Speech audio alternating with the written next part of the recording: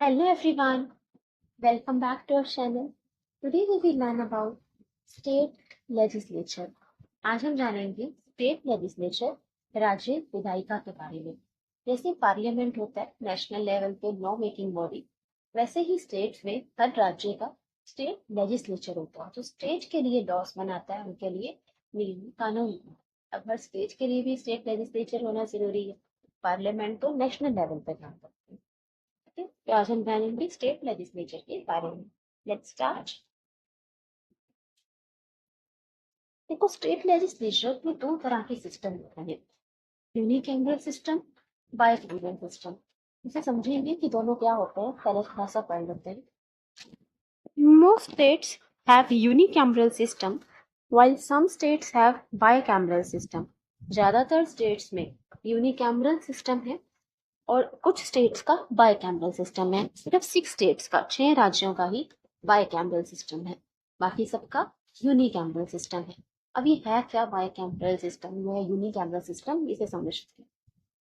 Unicameral system, unicameral system का मतलब होता है state legislature consist of governor and legislative assembly.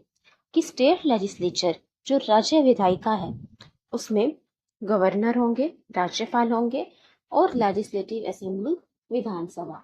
बस गवर्नर और लेजिस्लेटिव असेंबली ये दो ही होंगे बस यूनिकैमरल सिस्टम में। जैसे नेशनल लेवल में पार्लियामेंट में कौन कौन होता है, प्रेसिडेंट, लोकसभा और राज्यसभा होती है ना। वैसे ही स्टेट लेवल पे जो स्टेट लेजिस्लेचर है उसके यूनिकैमरल सिस्टम में गवर्नर और लेजिस्लेटिव असेंबली, गवर्नर और लेजिस्लेटिव असेंबली। यहाँ पे गवर्नर जो है वो प्रेसिडेंट का रोल करते हैं, जैसे जो फंक्शंस प्रेसिडेंट परफॉर्म करते हैं, जो पावर उनके पास होती है वो भी स्टेट लेजिस्लेचर में मोस्टली गवर्नर के पास होती है। और लेजिस्लेटिव असेंबली वैसे काम करती है जैसे लोकसभा काम करती है, वैसे ही लेजिस्लेटिव असेंबली काम करती है। तो यहाँ पे सिर्फ गवर्नर और लेजिस्लेटिव असेंबली होते हैं और कोई नहीं होगा यूनिकैमरल सिस्टम में। यहाँ एक पिक्चर देख सकते हैं स्टेट लेजिस्लेचर की, राज्य विधायिका की। ठीक है।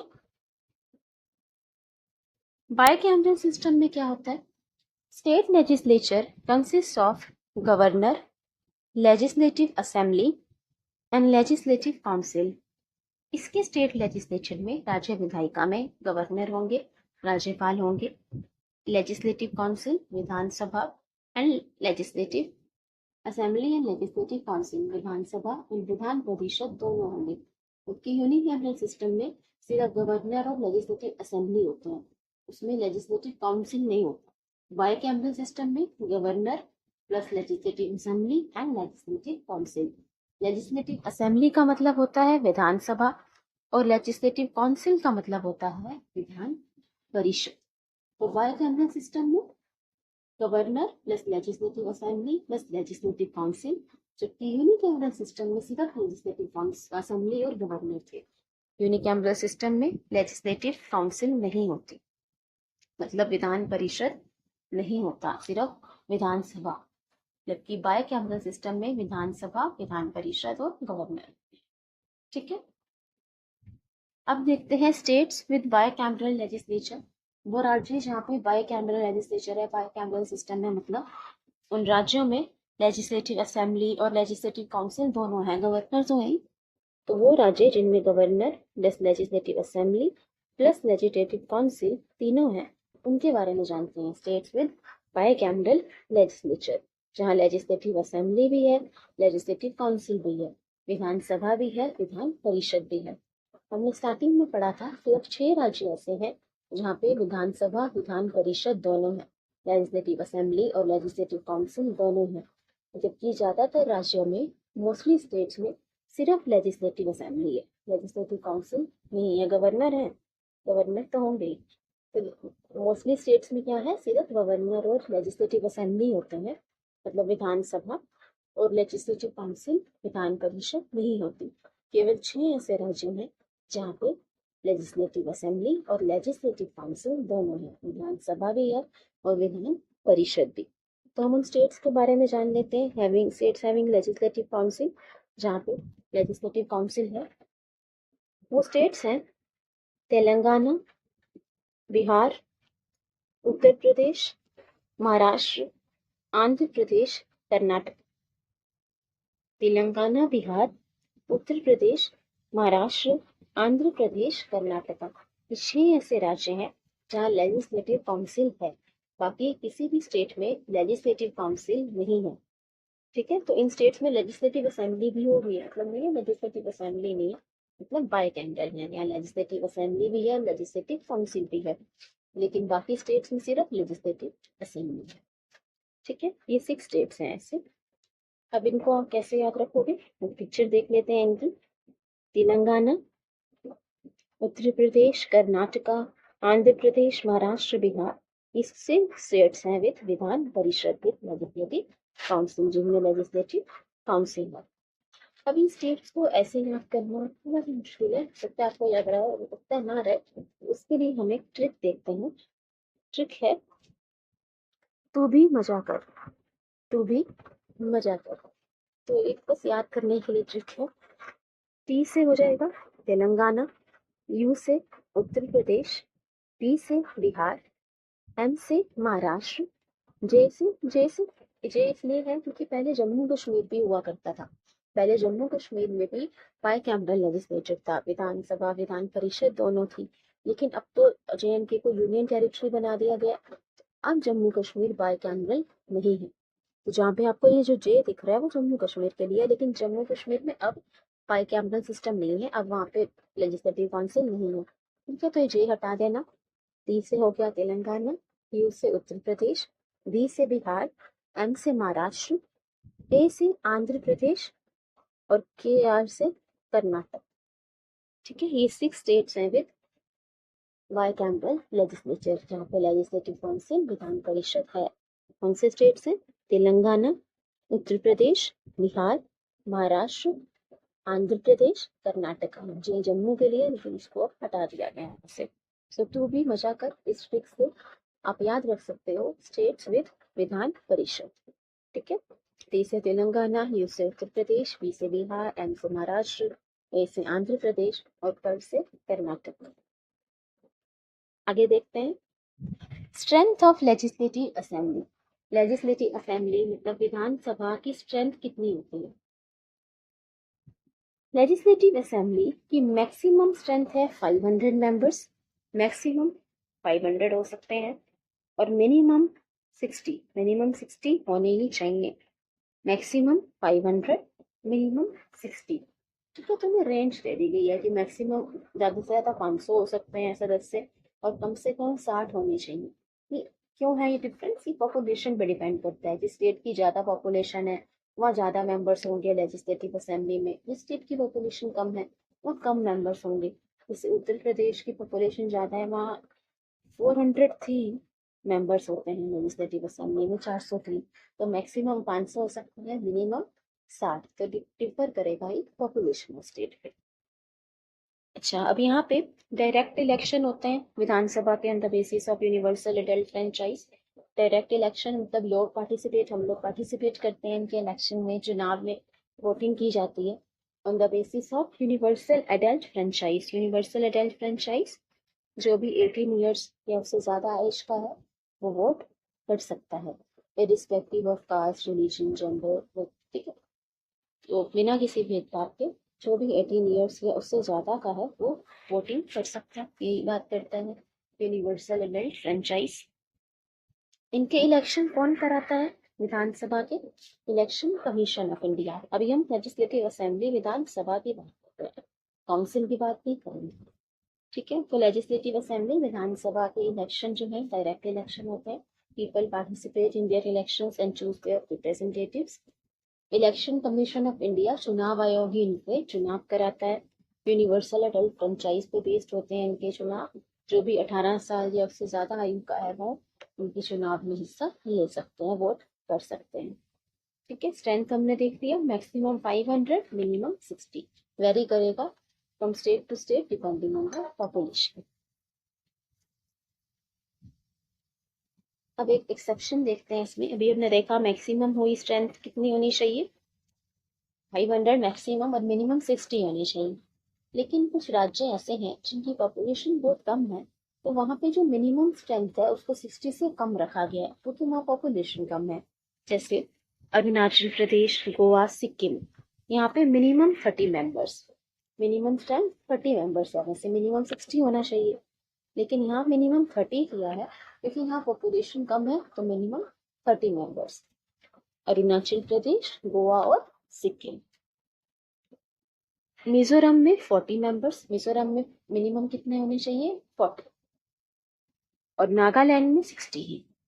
ठीक है, अरुणाचल प्रदेश, गोवा, सिक्किम में मिनिमम 30 मेंबर्स और नागालैंड में 60 मेंबर्स ही, और मिजोरम में 40 मेंबर्स मिनिमम होने चाहिए।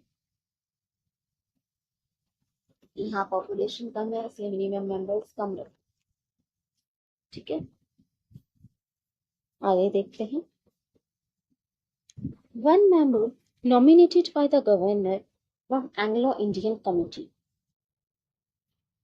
एक मेंबर को, एक सदस्य को गवर्नर नॉमिनेट करते हैं, ठीक है, विधानसभा के लिए, लेजिस्लेटिव असेंबली के लिए।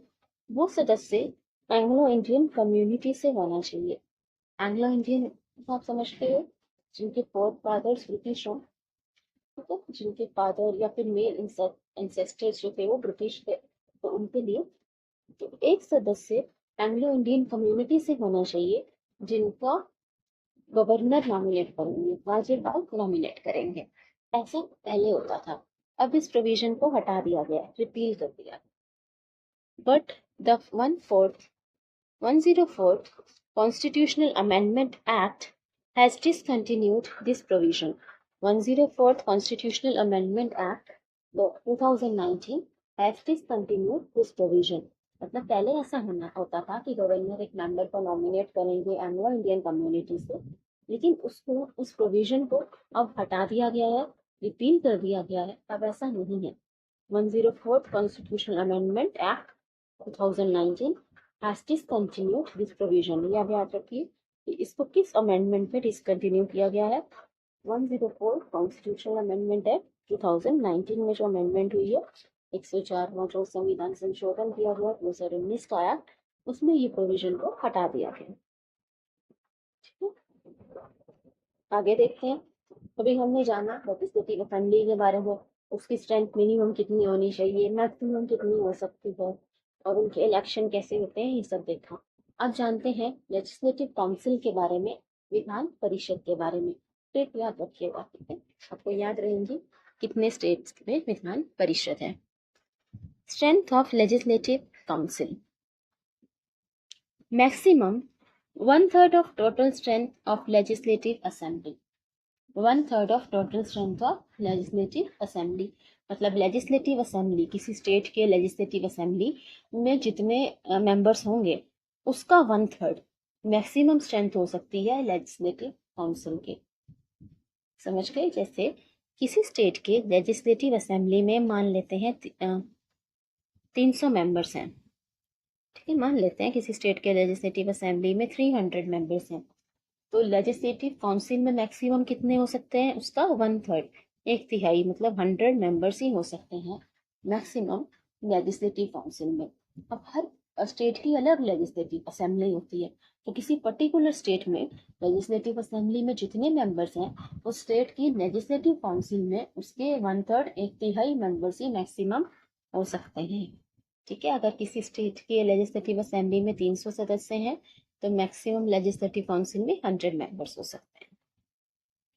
और मिनिमम लेजिस्लेटिव असेंबली में मिनिमम थे 60, यहाँ मिनिमम है 40 सदस्य मिनिमम। यहाँ इलेक्शन इनडायरेक्ट होते हैं, अब हम लोग वोट नहीं करते, लोग वोट नहीं करते चुनने के लिए मेंबर्स ऑफ लेजिस्लेटिव काउंसिल। ठीक है, विधान परिषद के सदस्यों को जनता द्वारा नहीं चुना जाता, इनडायरेक्ट इलेक्शन है। जो हमारे रिप्रेजेंटेटिव्स हैं जो अपने इलेक्ट किए हैं वो हमारे लिए चूज करते हैं मेंबर्स ऑफ लेजिस्लेटिव काउंसिल। और इनके इलेक्शन कौन कराता है? इनके इलेक्शन भी चुनाव आयोग, इलेक्शन कमीशन ऑफ इंडिया ही कराता है, ECI। ठीक है, तो स्ट्रेंथ मैक्सिमम हमने देख लिया, 1/3 of total strength of legislative assembly की कितनी टोटल स्ट्रेंथ है उसका 1/3, अगर वो 300 है तो यहाँ 100 हो जाएंगे, और मिनिमम 40। डायरेक्ट इलेक्शन इनडायरेक्ट होता है और election commission of India he election कराता है।